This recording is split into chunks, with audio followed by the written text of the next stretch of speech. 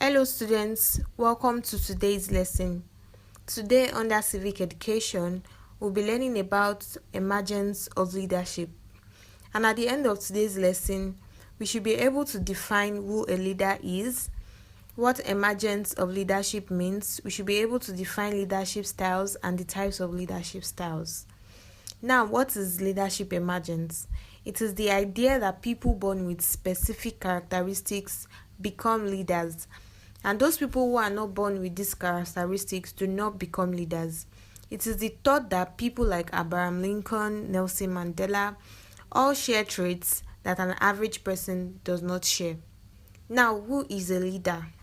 A leader is a person that directs and guides other people, a group of people, or a body of organization to achieve a common goal.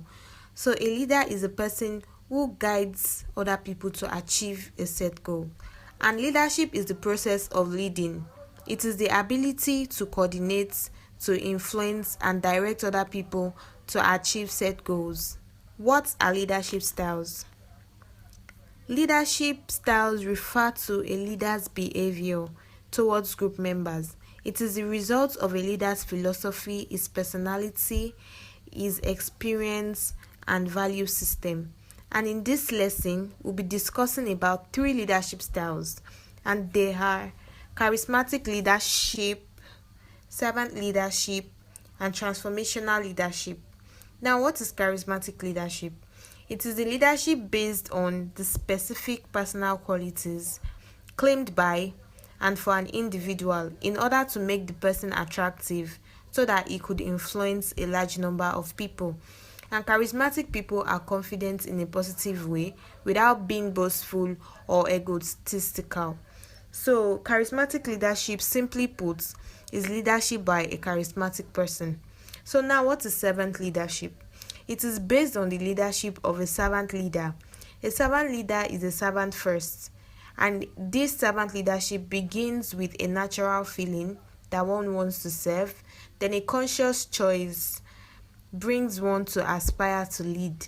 A servant leader focuses primarily on the growth and well-being of people and the communities to which they belong. He shares power, he puts the need of others first, and helps people develop and perform as highly as possible. Now to transformational leadership.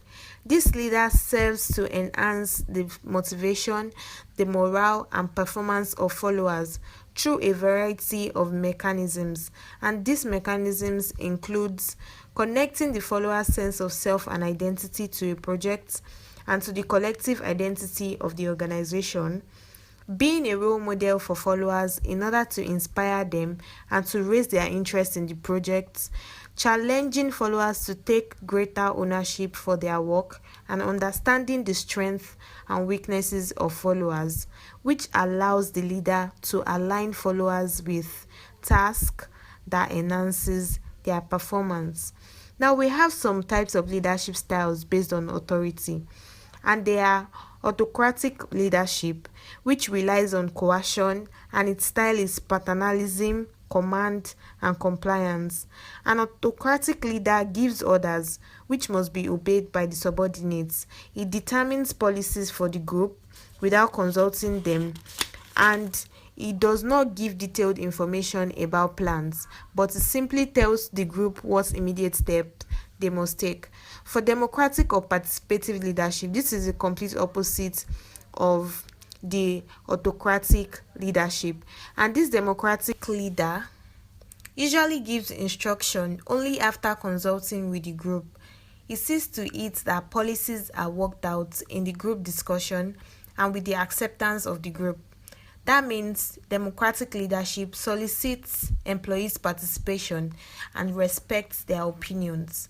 Free reign or laissez-faire leadership. These leadership styles allow maximum freedom to followers. It gives employees a high degree of independence in their operations. A free reign leader gives all responsibility of most of the work entrusted to him to the group that is supposed to lead. This limits his authority to maintain the contact of the group with persons outside the group.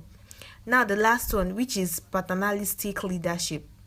This leader assumes that his function is paternal and fatherly. His attitude is that of treating the relationship between the leader and the group as that of a family, with the leader as the head of the family. He works to help, to guide, to protect, and to keep his followers happily working together as members of a family. Now we have come to the end of today's class. We now know who a leader is. We can define who a leader is. We can define what leadership means. We've learned about the leadership, emergence, leadership styles, and we know the various types of leadership styles that we have. So now we have some practice questions for you to refresh your memory. Number 1, who is a leader? Number 2, define emergence of leadership. And number 3, list 4 leadership style based on authority. I'm sure you have enjoyed this video. Don't forget to like, please subscribe and share this video for us. Thank you so much for watching. See you at the next class.